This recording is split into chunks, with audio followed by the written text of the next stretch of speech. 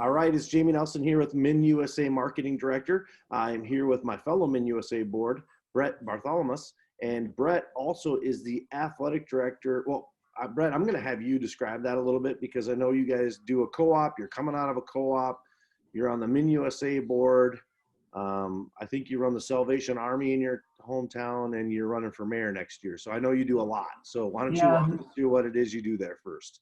Not all that stuff, but I serve on the Minnesota USA Wrestling Board as the kids director. I've been involved with Minnesota USA as an athlete, a coach, and now a board member since I think 1992. My regular job is So in 1992, you were a wrestler, I'm assuming. I was a 7th grader. Yeah, okay. I was trying to wanted to add a little clarity that in case anyone thought you were coaching or on the council. So no. So almost 3 decades of MNUSA membership, one way or another. Yes. That's outstanding. Yep. And my regular job is I teach health and PE part-time, and I'm the athletic director, activities director at Red Rock Central High School. And then I do real estate, and I have rental properties. So that's the long and short of it. I guess the wrestling side of things, I'm also a wrestling advisor for the region committee, the Region 3A committee, and I'm the Section 3A representative for the MWCA. That's a lot of hats. Yeah, but it fits right into the passions that I have, so it doesn't seem like a whole lot of work. It keeps me busy. I would challenge. I know you're a very humble guy and whatnot, but I would challenge any coach out there to see that there might be some doing as much as you, but I would be shocked if there's any high school coaches or anyone doing that much more than you are. You definitely carry more than your bucket's worth. So we all appreciate that. Thank you. Couple things I want to dive into here real quick, just because you and I are both on the USA board, and I want to get your thoughts on it too, maybe a little back and forth. We caught wind that the executive group led by Rich Bender postponed all events till July 1st. I don't know that you were shocked by that. Did that surprise you at all? No, I think it makes sense to do it that way with all this stuff that's going on right now. Yep. I sat in a meeting a couple weeks before that with Dale Schmitz, and I didn't contribute. I was just a listener. But the message I heard was if there's 3 to 4 weeks to train, there could still be a Fargo. So I've had other people say, well, there's not 4 weeks to train if we're going till July 1st. I actually appreciate Rich Bender's leadership here. He was very candid and said, hey guys, I'm not going to postpone Fargo. We're still 6 weeks away. Something dramatic could break in our behalf, in our favor. Obviously we all know it's pretty limited that's going to happen, but he just didn't want to pull the trigger yet. And then the message he gave back was each state's going to have to function separately. So he really encouraged those states, if you're healthy and you're good to go and you have a re-entry strategy back into society, that each state should operate separate. So if your state is healthy and you can run a Greco freestyle tournament in August, that's what your state should do. And if your state needs to be locked down longer for obvious pandemic reasons, that you should wait. And I thought that was great. Just some great insight. Each state for the next few months really probably needs to operate independently. Thoughts on that, Brett? I think it makes sense. I mean, I think that's where we're at.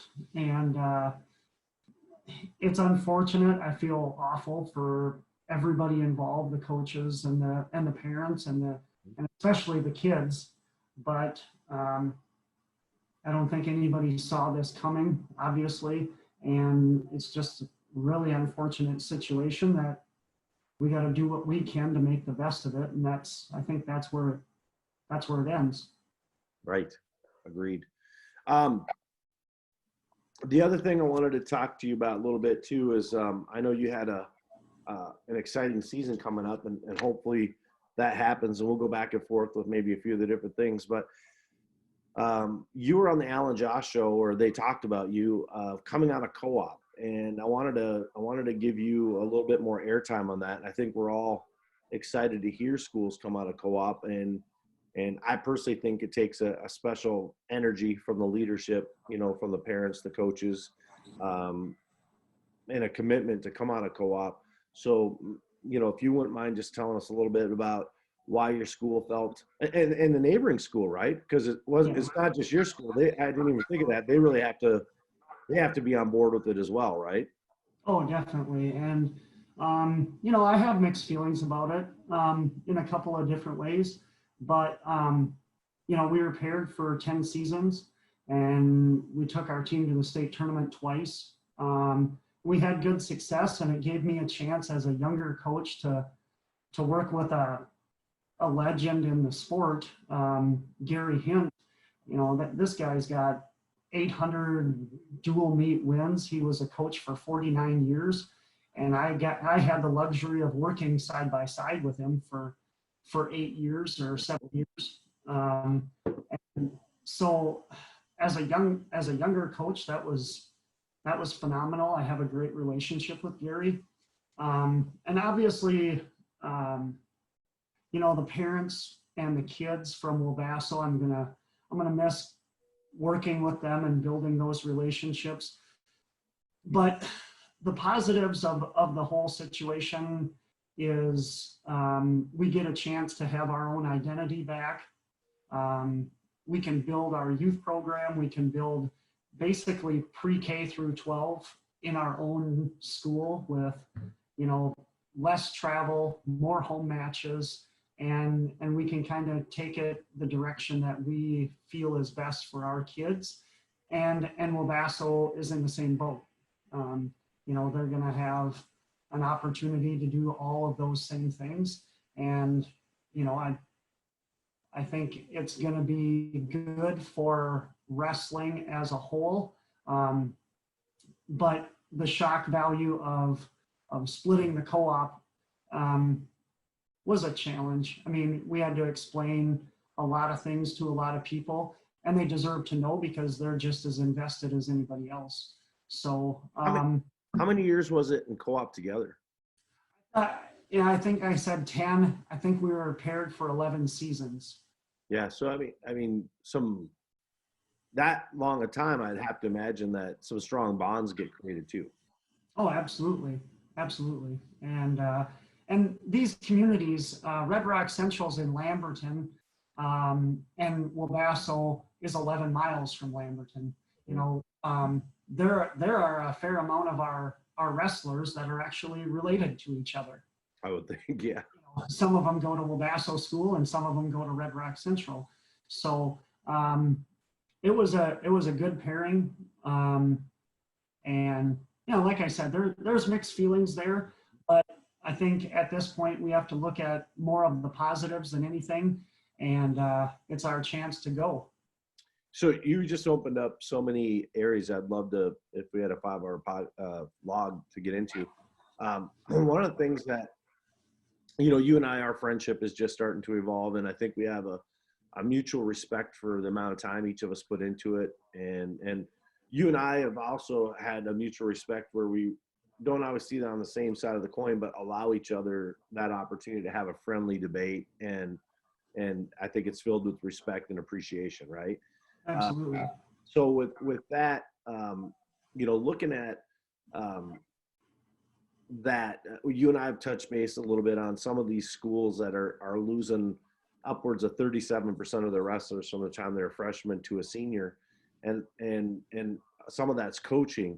And you pointed out that you had I think your words exactly were luxury, and luxury was your big word, but that opportunity to work with such a seasoned coach, right? And the tools I think that provides. I mean, he's got 49 years of experience. There can't be too many things that came up by the time he was in his 45th year that he hadn't experienced before, right?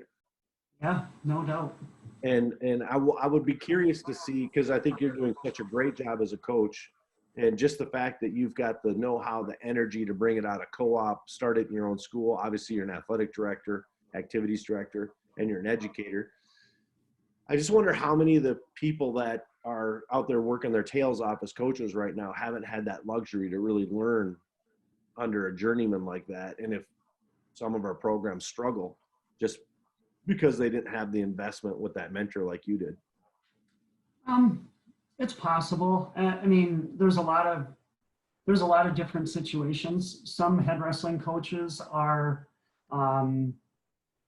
educators, they're teachers.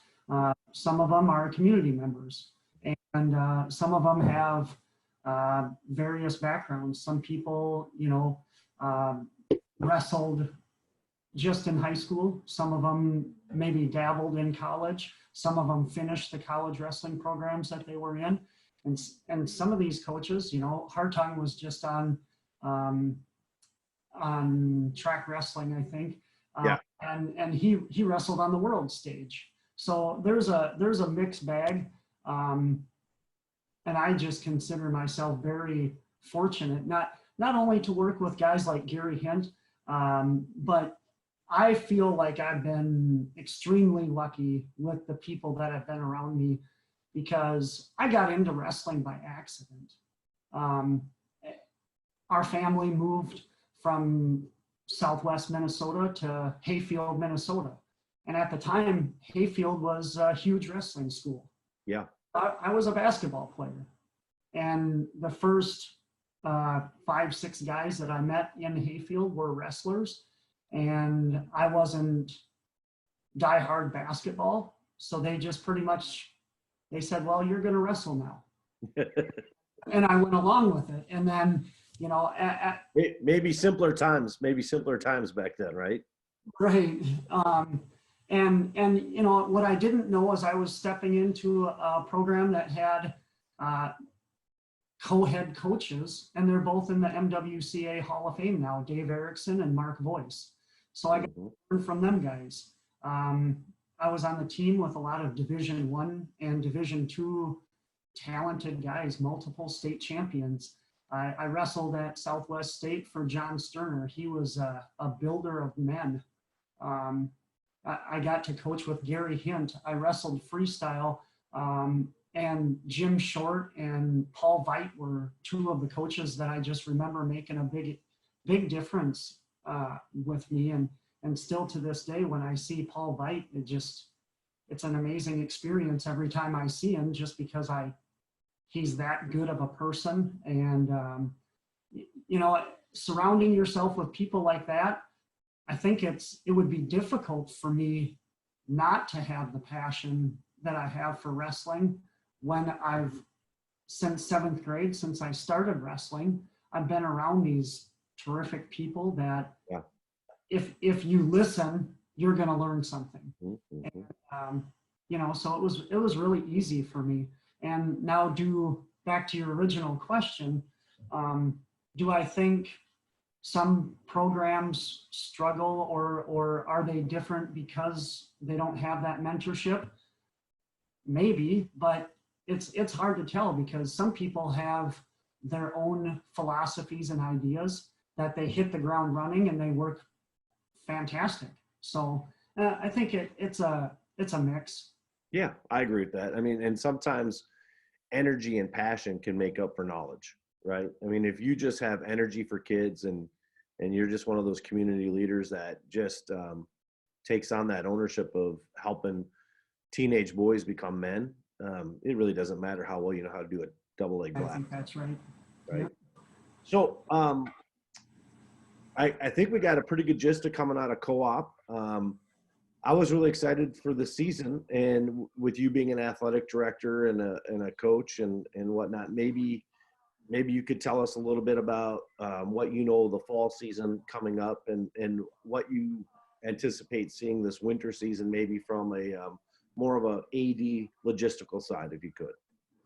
Yeah, I think there's a lot of unknowns. I think the fall season is going to go. Like, I feel pretty good that there might be some additional precautions and things like that we're going to have to adjust to.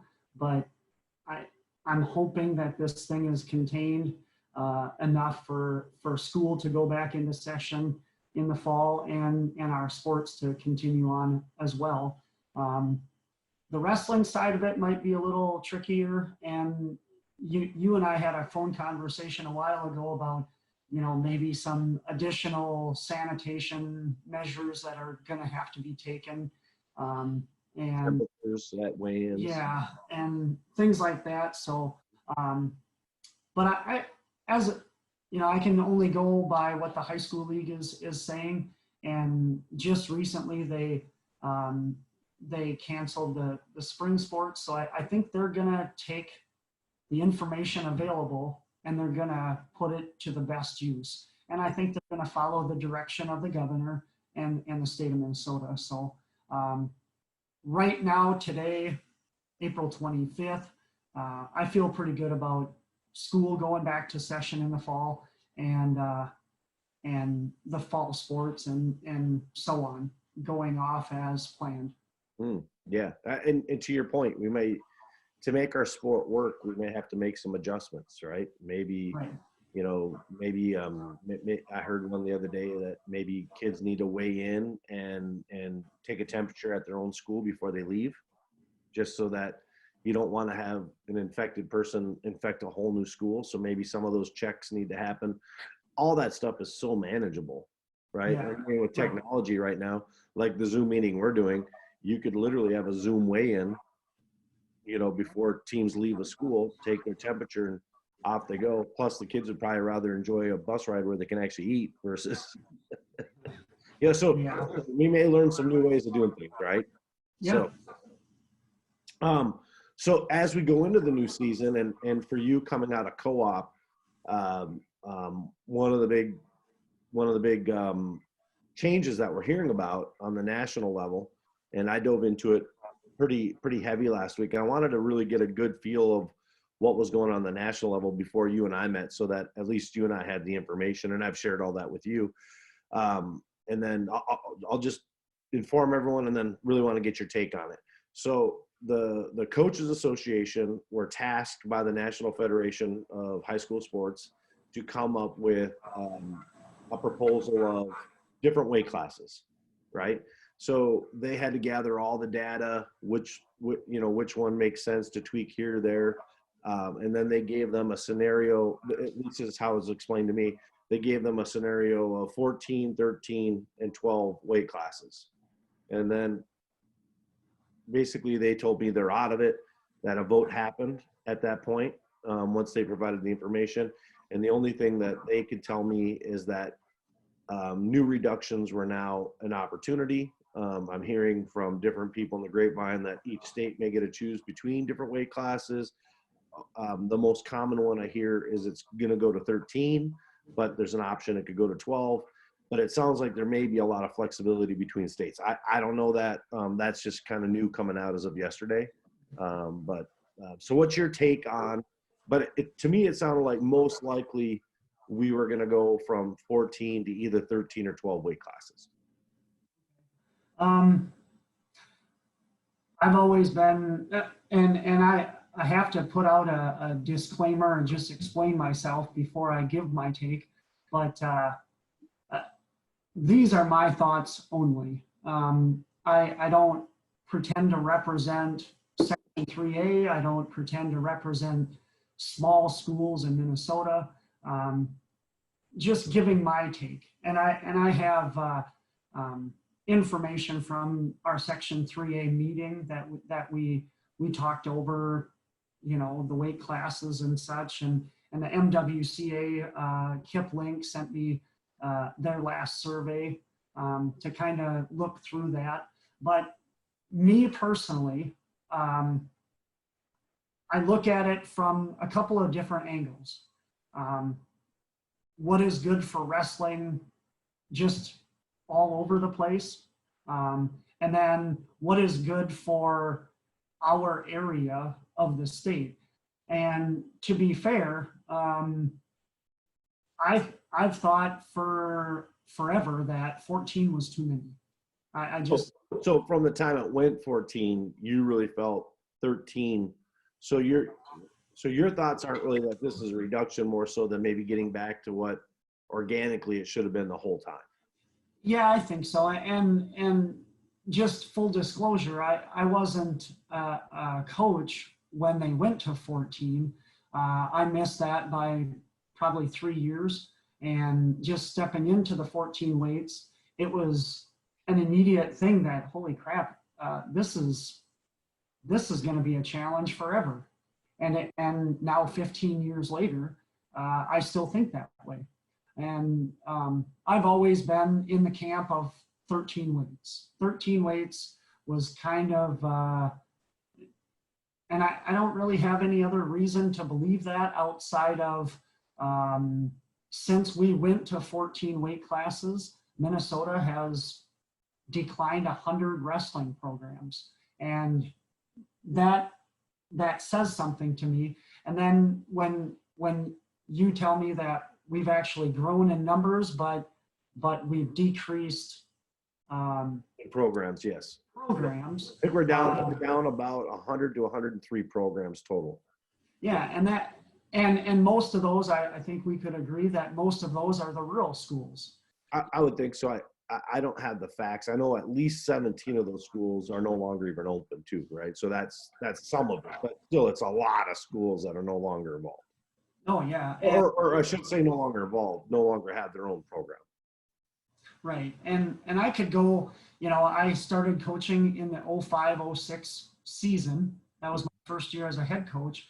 And just looking around our area and the southern part of the state, there are so many programs that they used to be on their own, and now they're paired with another program or 2 more programs or even 3 more programs. Mm-hmm. There's just, in my opinion, there's too many of those examples where I think right sizing things and maybe going to 13 weights helps that, and maybe it won't make a difference. I don't know, but there's opportunities for people to wrestle. If they want to wrestle 100 matches, 150 matches a year, they're going to do it. And decreasing one varsity weight class, I don't see how that's going to make a huge difference. But I have nothing to go off of as far as like hard statistical proof.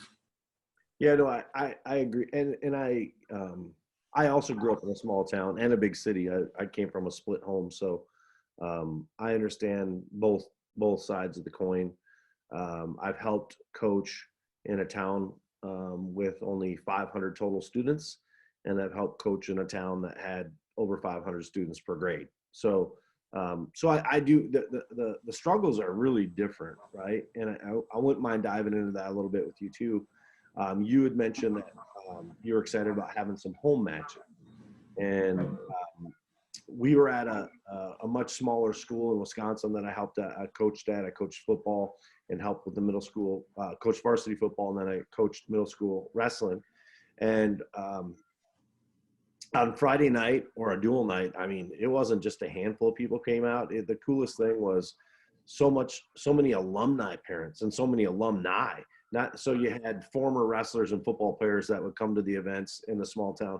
But it wasn't just that. If, say, one of them was off in Santa Barbara, California, and he's a successful surgeon now, his parents still came to the events, right?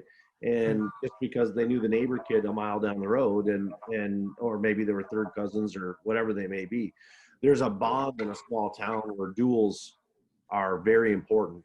And I agree with that. In a bigger school, and I have 2 sons that go to 2 big schools, and the vibe in a big school is much different. Some of the challenges are the exact same, right? I mean, in case people didn't get the memo, teenagers are a challenge no matter if it's a small town or a big school, right? And they make mistakes and they get bad grades, and and some are wonderful and some are not. The light bulb hasn't went on yet, right? But in a bigger school, they have some of the same challenges for getting kids out for sports because there's so many opportunities, you know, between hockey, swimming, basketball, boys volleyball now in many states. And, you know, so you don't see the participation. You and I were sharing this. My son goes to Simley, and a lot of times, and it's a pretty solid team. A lot of times we're lucky if we get 150 people out. And it's not because they don't appreciate the wrestling team, but all the kids are just going in so many different directions that nobody can really support each other, because on a Thursday night, there's a gymnastics meet, a hockey game, a girls hockey game, and potentially a JV boys basketball game all in one night. So your parents are just, you know, a lot of times we'll meet up at the pub and discuss what went on with each team, just like a small town does. Yeah. Right. But anyway, I wanted to open that up to you a little bit, because duels are so important really in the landscape, and almost not just duels, but hometown sports. It's so often it's the identity of the town. Yeah. And yeah, I mean, you hit it right on the head. Is and something I mentioned earlier is the run-of-the-mill wrestling fan, or even the newcomer parent.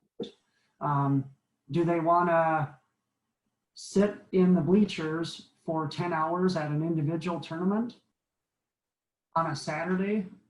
As a very active parent, I don't want to do that. I just want to chime in. Right. And conversely, would you rather want to come home, help your kids do their homework, have something to eat at home, and then meet up with the other wrestling families up at the home gym, and then be there from, you know, if the JV starts at 6, be there from 6 until 8:30, and then after 2.5 hours, you watch all of your guys wrestle, and then drive home. You know, I think it's a better fan experience. I think it's better for introducing people to, okay, this is wrestling. This is what it looks like. Yeah. And don't get me wrong, we have several individual tournaments on our schedule for next year, so we're going to go through that. But which one will build wrestling faster? You're not going to take an elementary age, say you got a 3rd grader that isn't real high on hockey or basketball. Let's get him into wrestling. You're not going to take him to a Saturday tournament and have him sit in the bleachers for 10 hours and watch a tournament. But we do. Sometimes. I don't agree with it, but we do. I mean, it's unfortunate. Yeah, but I think you get a better view of things if you have that dual meet at home. We're gonna watch the JV, watch the varsity, and this is what you're signing up for. And some of them little guys, they get fired up over that, and they learn the kids' names, and they find a new hero. You know, that's my favorite guy. I got a kindergartner that knows the names of all of our wrestlers. JV through the varsity, he knows every single one of them. Mm-hmm. And I think that's awesome. And I think it's great that he is able to look up to them guys. And it's great those kids get a chance to mentor a younger person too, right? It's a right. And that's another avenue of wrestling that I really love. Yeah, it is I've been involved in a lot of different sports, and my son being a high school wrestler, a lot of times he'll go train at the RTC with the Gophers, and it's unique when he'll be at a big tournament and there'll be college wrestlers there, and they'll just come up, put their arm around him and talk to him like they're on the same team, because there's a different bond in wrestling where if the quarterback of Alabama football team walked in the gym, he'd probably have to have security with.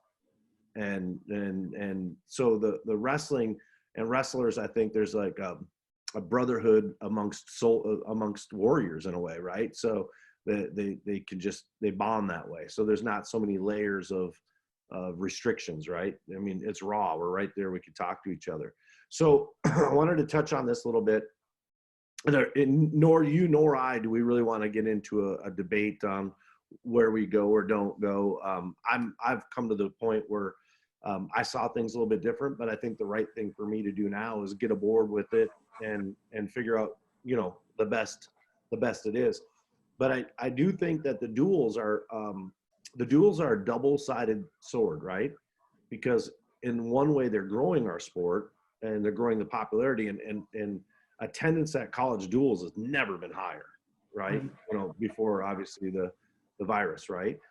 So we're seeing the importance of duals, but the duals itself are the big change in wrestling, and so we're seeing forfeits play out in a bigger factor. But the duals and then the natural growth pattern of kids don't necessarily align, right? So we want to have the dual because they're fun, but the duals are also why we have forfeits, because there's 4 distinct curves of kids. We have a freshman weight curve, a sophomore weight curve, and so kids need those weights to kind of come up in, right? But by keeping duals entertaining, we're challenging whether kids, you know, can make the different weight classes now, and so there's gonna be some good and bad with it, just like there's good and bad with 14. It's a challenge to fill 14. You know, you have forfeits. Does that hurt town pride? Does that, you know, there's some negatives that go with that as well, right? So with that, let's just touch on 2 things. If it goes to 13, I think what I learned is it sounds like it would be a merge of the 182 and 195 weight class, which for some people is a little alarming, just because when you look at your seniors and your juniors, especially seniors, the largest weight class in Minnesota that a senior wrestles at is 182, right? So that could be challenging, and it sounds like they're going to take the lower weight and bump it up a little bit.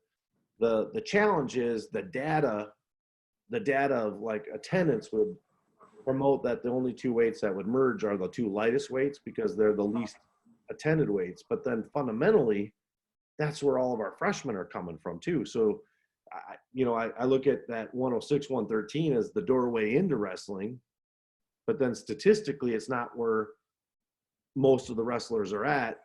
And then, you know, we merge those 2 up on top where a majority of the seniors are at. So I don't have a right answer there, but I'd like to get your take on that a little bit.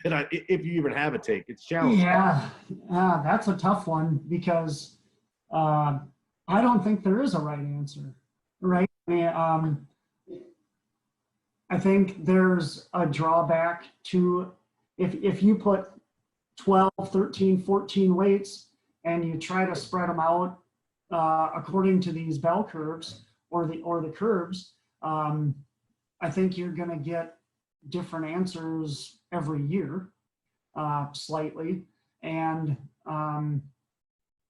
you know, fundamentally, I am not for taking out 106 or making 106 much higher than it is, because I can see the talent level that some of these guys have. Some of the best 152-pound seniors, they were in the state tournament as 8th graders at 106. Mm-hmm. You know, I can see that coming. But do we make the decision on talent, or do we make the decision on inclusivity where most of the kids are at? It is high school sports. That is a fair question. And because the Minnesota High School Sports League would tell you they could care less about talent in any sport. It's about membership, right? It's about kids going out. Right. I'm not implying that you're saying it's only about talent, but I agree with you. There's so many talented kids there. But nowadays with year-round clubs, I've really seen in the last 5 years that there's young people, and we had multiple freshmen in the finals at 145, 60, 70, 82 heavyweight this year, right? I mean, we have freshmen now that are competing at high levels at every weight. So I do think that 8-9 years ago, 106 dominated the landscape with your Alex Deringers and your Kyle Dakes and whatnot. But since then, the new generation of the Mark Halls and the Gable Stevenses and the Daniel Kirkfleets and the Patrick Kennedys, I do think you're seeing kids as freshmen now more spread out, right? That they're talented because they're doing more all the time, not to take anything away from any weight class whatsoever. But I think what we used to see maybe isn't as true as what it always once was. You're just seeing more talented kids at every weight. No, I think that's probably accurate. And I'm not going to sugarcoat anything. The NFHS, the guys that make these decisions, they got a hard job. I would want it. And I don't think I'm going to. From what the National Coaches Association told me, Mike Morier told me that the data they had was it was a 100% 50-50 split. Stay the same, go down, and he said that, you know, they're in a spot where they're probably in a no-win situation for however they address it, right? Yeah, I can believe that. Overwhelmingly, the athletic directors wanted to try a different route and drop numbers, which, you know, obviously the numbers nationally are high because we have new states like Texas coming on and other states. So the numbers are really high, and new states were some of the traditional wrestling states like Minnesota, Pennsylvania, California, New Jersey. Minnesota is much more stable than they are. We have about a 1% attrition rate up or down over the last 25 years. A lot of these like Pennsylvania, Wisconsin, their attrition rate is double digits. Okay. I mean, they're losing wrestling at a pace that, you know, it's pretty scary. I'll say some of it in Pennsylvania and California. I did some research, and I think Minnesota falls into the category of positive in this. When you look at the divisions versus kids, Pennsylvania and California had the least likely opportunity for success. So to make it to state in California or Pennsylvania. So I think, you know these numbers, I know these numbers. I think we're down to, which is unfortunate, we're down to about 245 teams that operate in Minnesota, right? Does that sound about right to you, Coach? Yep. Well, Pennsylvania has 260 teams per division. So they have 3 divisions, 260 teams per division. So it would really be like Minnesota having one state championship, right? And California, I believe, has over 600 and some schools in one class. So and so when I looked at the states that had the least attrition, like Kansas and Missouri, they had 5 classes, right? So I think we get to a point where it's so challenging that kids say, I'll just hit the weight room and get ready for spring sports, right? So I do think that's a factor in it, which, you know, we're lucky because in our state, it's relatively realistic to make it to state, right? You know, we don't have a single division with 100 teams in it even. Right. So it's realistic, right? What are your thoughts? So one of the thoughts then was if they go to 12, which sounds possible, then it would be a merge, and I'm using the word merge, a merge at the upper weight and a merge at the bottom weight.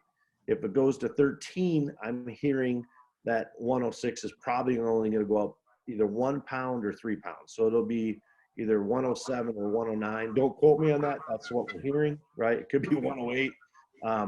But if it goes to 12 weight classes, then I heard it would be anywhere that they'll merge one on the top, and then statistically, just like in any bell curve, your top and your bottom are going to be where your least amount of athletes are at, right? Yeah. So then the bottom would merge, and then the bottom weight class would be a combination of 106 and 113, which would be somewhere between 110 and 112 is what I've heard. How do you think that would affect, or how would you work with it? I mean, you know, you and I talked about some other old coaches in Minnesota. We brought up Will Short just because he did an interview with us the other day, and he's like, I don't care. Give me a weight class and I'll make it work. Yeah. Well, I think going to 12 weights would probably help a lot of the smaller schools or the smaller programs, just because it's less weight classes. And now, so do you think 13 will help them? I think it will slow down what's happening with the co-ops and the pairings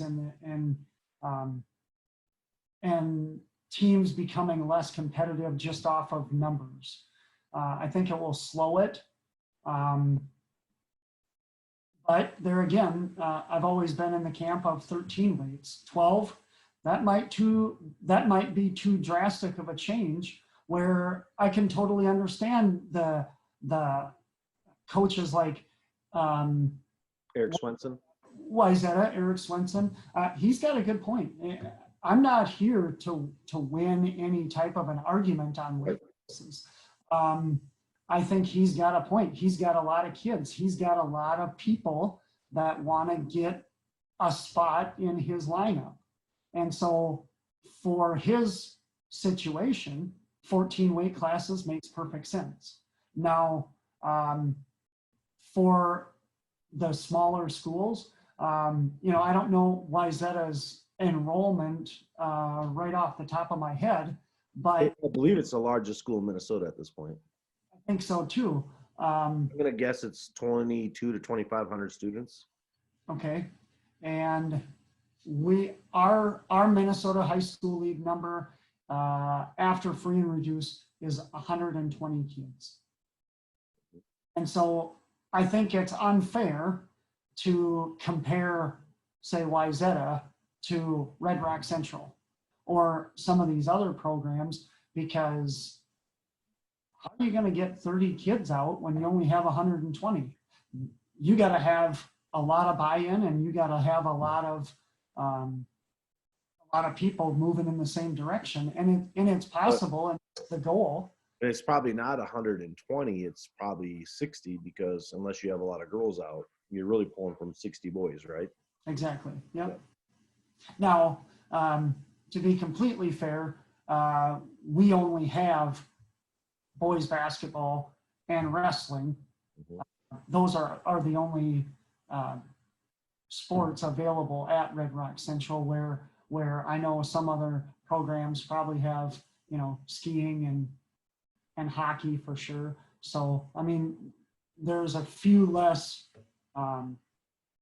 options for our kids. Well, 60's tight, right? I mean, one of the things that I think small towns, being a small town guy myself, that they forget is when you go into the bigger schools, it's a bigger pie, but it really probably comes down to the exact same amount of kids. I'm assuming there's some big schools that are more than comfortable going to 13 as well, right? Yeah. Because they have some of the same challenges, in the sense that they've got to fill a bowling team, a ski team, a swim team. They've got a full hockey team, a wrestling team, a basketball team, all in the same time. So if you have a school of, call it 900 kids, 450 kids, divide that out, it comes up to about 60 to 70 available kids per sport. So some of the challenges could be the same. Oh yeah. Yep. I can see that. Yep. I know in our school, we're quite a bit bigger than you, and where my son goes, and the athletic director, which is the coach, just like you, he pushes, I would say last year, 9 or 10 of our starting varsity wrestlers were also starters on the football team, because we just don't have the numbers to where we can't have students that just focus on one sport and go on. Now, that kind of leads me into some of the things that I think we need to be aware of. And I asked you a question, I sent it to you. I think there's some positives, right? And I've been on the opposite side of this coin, but I do think there's some positives to being at 13 weight classes. I don't see as many positives at 12, right? But I do see some positives for 12 for some of those really tough, gritty, small towns that want to be competitive. So I can definitely appreciate what 12 may do for them too, right? And so I think there's bigger benefits in the small towns. I think there could be some side negatives in the bigger towns. And I think there's some things that I would, think we need to keep an eye on. And I'm wondering if, since we're kind of going on both sides of the coin here, and you and I are trying to support whatever decision they go with, but just being aware, what are some of the things that you think we may need to watch out for with it if it went to 12? I think if it goes to 13, I would really struggle seeing that much social change on how parents or communities approach wrestling at 13. At 12, I think we could see some serious social changes. Right. I agree. And just because I think 12 is too drastic of a change across the board. Now, like I said, and like you said, Would it help the smaller schools? Absolutely. And I think it would increase the parity across the board in all classes. But then we can start talking about, okay, now are we cutting opportunities for these kids if we're decreasing 2 out of 14 weight classes, if we're cutting 2 out of 14, then I think, me personally, I think that's too much, where let's start with 1 and see what that does. And if that doesn't slow the pace of what's going on, then they can look at it later on.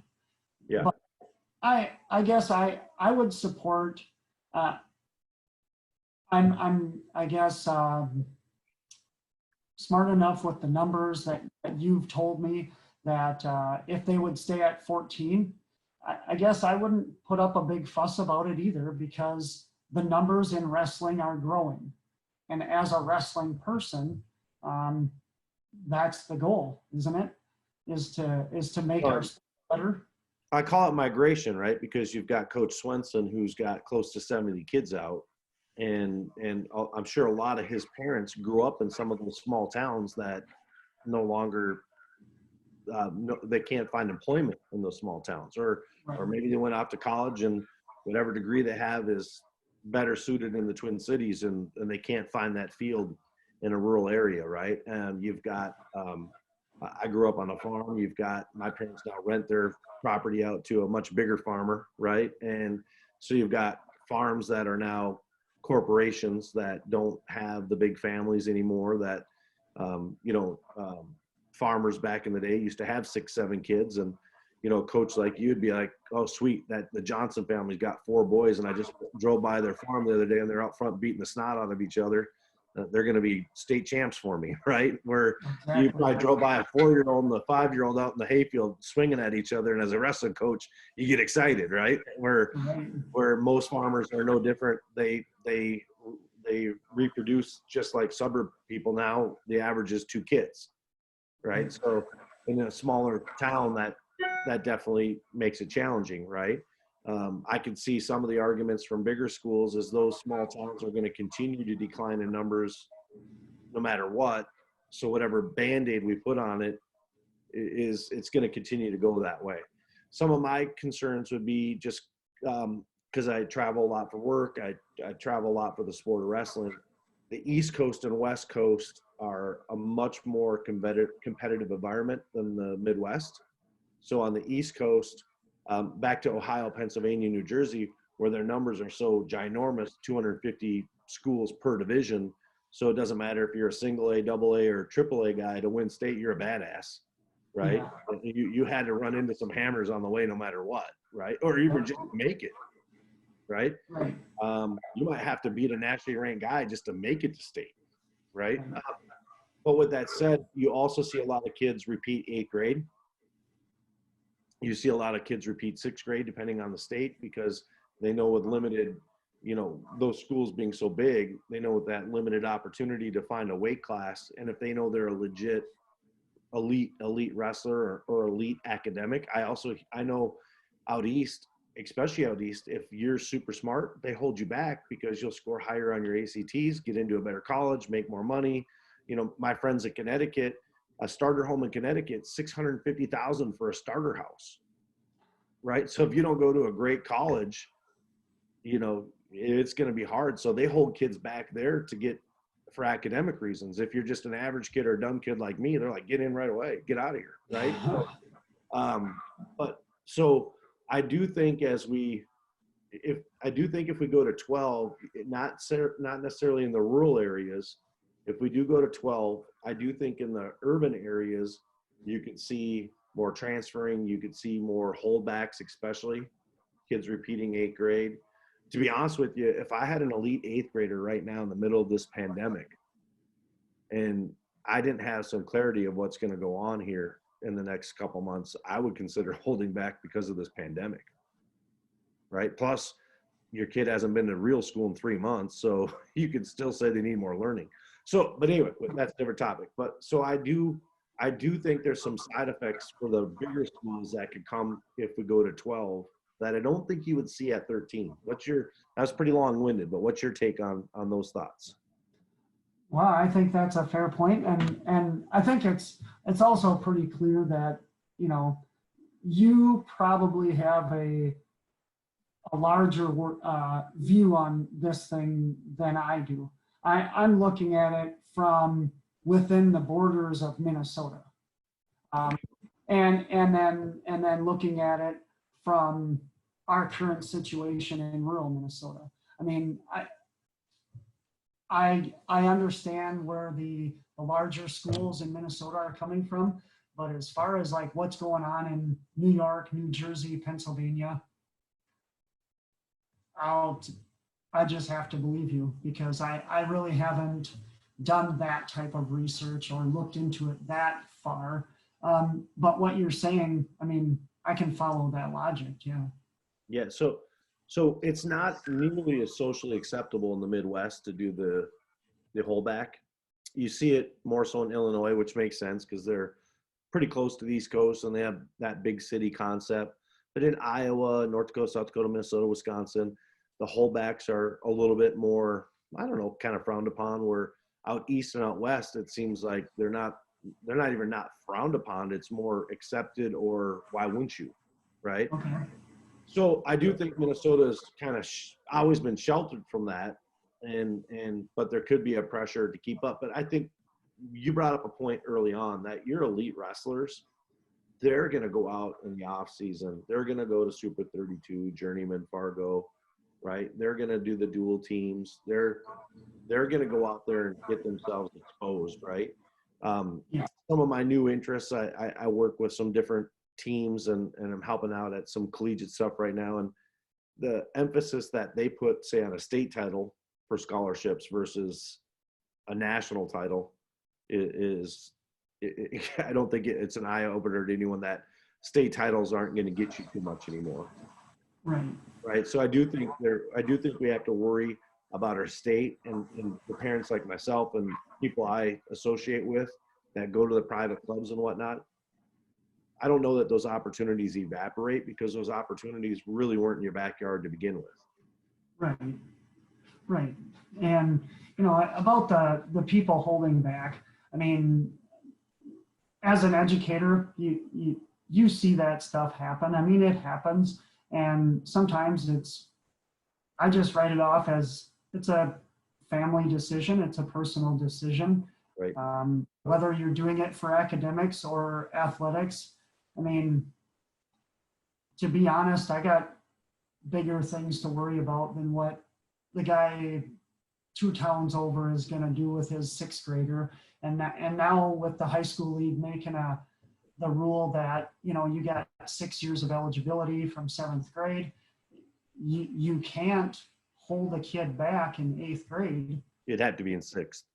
Yeah, you have to do it in 6th grade. And what people do with an 11 or a 12-year-old kid, it could have to do with a lot of different things, not just wrestling or football or tennis. It could be a social decision. Yeah. No, I agree with that.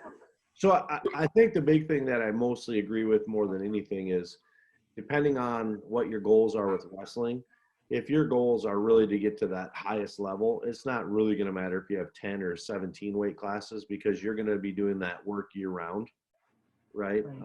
That's my thought on it anyway, right?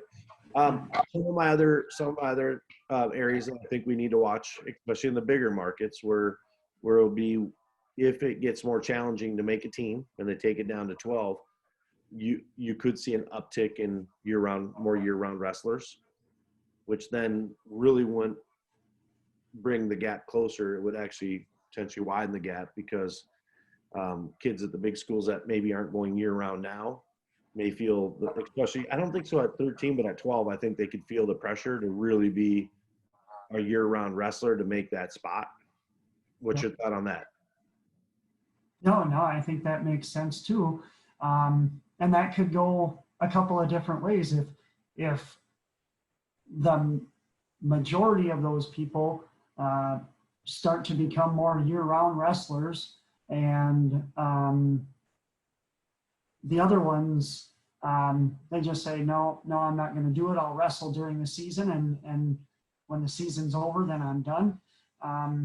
Is that going to push them away? I mean, we could lose some kids that way, maybe. But I think some would say we already are, right? Some would say year-round wrestling, and your son and my son are both year-round wrestlers, right? My son, I think your sons do other things as well, but they do wrestle year-round. I do think there's a byproduct where year-round wrestling is having positives on the international level and negatives on the local level. Would you agree with that? I think it depends how you do it, because, my son wrestles, he does a little bit of the preseason stuff. Most of it's just practice. Yep. But he plays football.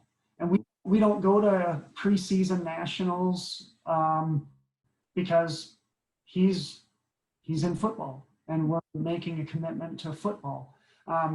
Although he's young, so that could change, or it might not. But right now he loves football. During wrestling, we're training wrestling, and then in the spring he plays baseball, and he was going to run track this year too. But it was he loves freestyle and Greco too. So I think if you do it the right way, I think you can. I don't think it has to be a detriment on the local level, and I don't think you have to choose between baseball or freestyle. I think so many do them both now, right? Absolutely, and I think that's the right thing to do if your kid is interested in doing that stuff. That's why we have these opportunities. And now, what you do in the summertime, same thing. You can still play baseball. Yeah. And you can still wrestle on the dual teams and maybe go to Fargo and things like that. Yeah. The new way of high school coaching is you have to be flexible too. I mean, I know some kids that wrestled for one of the top 2 teams in the state, and they were having to go to baseball tryouts because they're trying to get a baseball scholarship. And the coach gets that. That's the kid's first love, but he's a hell of a wrestler. So he's going to accommodate that, right? I know at Simley this year, our football coach, very progressive thinker, young guy. We had multiple guys on our football team that had to take the week off because they went out to Super 32, right? So I just think nowadays a lot of the kids have so many things going on that coaches, whether they want to or not, probably have to be a little bit more flexible than maybe back in the day. Right, definitely. And I think it was maybe 2 or 3 years ago, we had a kid in our program that he ended up 3rd in the state that year. Over Christmas break, he took a week off from wrestling and went to a baseball combine in Florida. And he says, well, is this going to be a big deal? I mean, we want to go down to this thing. Is that okay? And yeah, no problem. Part of it. And now he's playing college baseball, and he's doing phenomenal at it. And hopefully he'll make the major league someday and be one of your biggest donors to your wrestling club. Yeah. So, but I think it just boils down to that was the right thing to do for a kid. And I hope that most coaches will think along the same lines, Yep. And then we don't have this problem in Minnesota, but I'm hearing it nationally. A lot of people are concerned with the 12, and we'll probably have it eventually, the weight, because we don't have the descent plan that every other state has, is having 12 is a challenge with the descent plan, because if you're moving guys around and now you have bigger gaps between the weights, if you want to, let's say, go from whatever the new made-up weight is up top to the one below it, you'd have to slowly start cutting weight from the second week of wrestling to qualify before regionals, right? So I know that's a pushback for other states, and I don't think any of us, I think we're going to fight the descent plan as long as we can in Minnesota, but at some point we're probably going to have to get on board with the descent plan. Yeah, and I can see how that would cause a lot of confusion, not just amongst the coaches and the process that you would have to go through, but the kids and the parents. You know, it will take a while for them to, okay, explain this to me one more time, how this makes sense. And, you know, I think that just falls into another category that I don't really care to make wrestling any more confusing than some people already think it is. You know, explaining the scoring to a non-wrestling person, that has its own challenges. Right. And now you got a guy that, yeah, maybe he's a seventh grader, he's a freak athlete, and now you got to explain to his mom and dad what a descent plan is. I mean, I don't look forward to that, but We're one of the few states that doesn't do it. yeah, and I'm glad. Yeah, me too. Me too. I had to work with the descent plan before we moved back to the Twin Cities. It is a challenge. Kids don't get it. You've got to weigh in. If you're cutting down to 32, you've got to weigh in at like 34.2 on this day, and then on Saturday here. And if any given time you're up, it resets. Right. And you start all over again at a whole new descent plan. It is very complicated. And with fewer weights, I don't think 13, but at fewer weights, you know, then the other concern that I've heard from people too is if you go to the 12, will we see, especially at the upper weights, will we see more rapid weight cutting again? Because there's going to be bigger gaps between the weights. Yep, that's very possible too. And that's, you know, I think you're fueling my fire, I guess, to stay on the 13 bandwagon. Yeah. I do think there's some obstacles if we make too drastic of changes. And there again. But I'm also on your bandwagon of supporting the small schools, right? So I do think a compromise has to be put in play, right? Now, some schools are pushing for 10, and they may say the compromise is 12, right? Yeah. We've heard 10. You've heard it. I've heard it. Oh, yeah. And that's where I don't know if 13, that is my fear with 13, is that going to be enough to help them out? I hope so. I mean, and there's nothing we can go off of that will be like hard facts. But, you know, I hope so. And that's the best. I know that's not a really good answer. But I do think that 14 is too many. And I think that's why we've seen all the co-ops that we have. And I'm really thankful for Minnesota USA and NYWA and MYAS. And, you know, those are opportunities that have been brought along as time has gone by that increases opportunities.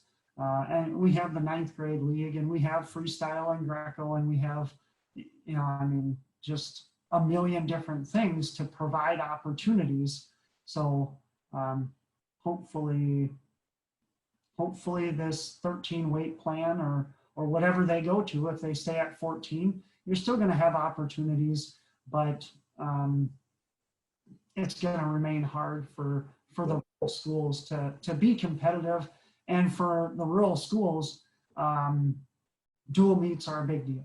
Yeah, I think you know, there's going to be some adjustments. If you, let's say it goes to 12, you may see in the bigger schools where I'm just talking, this is my opinion. I haven't heard anyone say this. This is my disclaimer. This is just Jamie Nelson's opinion. But I could see if big schools, if it goes to 12, I could see them maybe having to make a decision. Does junior high inclusion then fit their school, right? I mean, nobody in football in a big school is taking advantage of junior high inclusion, right? Rarely in basketball is anyone taking, unless some 8th graders are already 6'6" and can run like a gazelle, right? Yeah. Rarely in basketball, and in hockey, I would guess rarely as well with the numbers that they have, right? I would say your individual sports like wrestling, track, cross country, they probably benefit from junior high inclusion more. Would you agree? Yes, I would. Yeah. So I think the big schools, I think it could affect, where they say, an athletic director of a high school and a big school says, the middle school kids really aren't my concern right now. I've got to make sure my high school kids get opportunities. One way or another, it'll shake out. If that happens, then the metro area will just have to start a really good middle school league. Right. A lot of people want that to begin with. Yeah. So I don't know what the new, wrestling kind of fits the theme right now. We don't know what the new normal is going to look like yet, right? But we'll have to make it work. I do believe 2020 and 21 is going to stay the same. 14 is kind of the buzz I got, and I'm okay with that. I think one more year at what we know and give everyone a year to plan probably makes sense. I mean, it's going to change tournaments. I mean, I'm helping run a tournament. If we go to 12, I can put 3 more teams in. Right. Because we'll be done that much quicker. Yep. Right. So it's going to change depending on if it's 13 or 12. Well, even 13 will change how many teams you can have in a tournament. You can add 1 or 2 more teams even at 13. Right. So that it could hurt some of the smaller tournaments, but the bigger tournaments may be able to fit a few more teams in. And then the last thing I heard, a gentleman pointed out to me last night. He's in a small town, and he was saying that the average duel that he went to last year took about 55 minutes. So with 2 less weight classes, I know we're doing it for a dual reason, but we could lose. I had the opportunity this year to announce a couple of the Augsburg girls duels. Okay. And I think what everyone forgot to take into account in freestyle was how fast you get tech fauled, right? And there's only 10 girls, and there was 2 forfeits pretty much every duel just because it's new, right? Okay. They didn't have a duel that lasted more than 12 minutes. Oh, really? Yeah, because it just happens so quick between the tech falls and do you know, you've done tournaments, do you know what track says the average match lasts? Isn't it like 5 minutes and 10 seconds or something like that? Does that sound right? Sounds right. Yep. Yeah. So with 13, we probably won't see a big difference. 12, obviously, we'll probably see our duels even the exciting ones will probably be under an hour, which I don't know that that's bad either. Yeah. I would say that, an hour for a dual meet, maybe. I don't know what the reaction will be if they'll feel like they're getting their bang for their buck if they show up for a single dual meet, but maybe then you'll have okay, so for a few of our dual meets, we're going to have like an elementary dual meet starting at 5:30. Yep. And then 6:30, we're going to have JV, and then we're going to have the main event or the varsity at 7 or 7:15.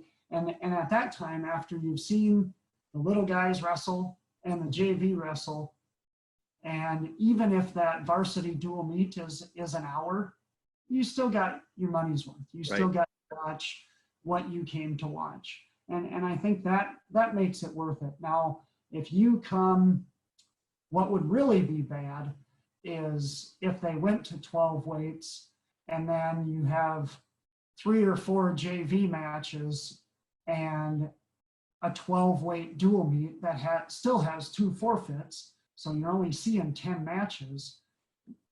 Now that's not going to be the purpose of cutting these weight classes. Right. So, Now on the plus side, maybe we'll end it kind of on this note. If we do go to 13 weight classes or 12, whichever it is, and it sounds like there's a likelihood it's going to head that way.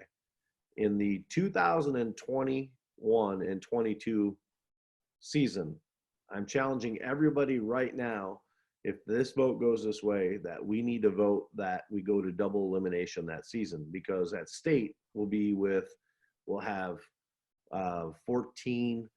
We'll have 14. So what will be 14 times 3, right?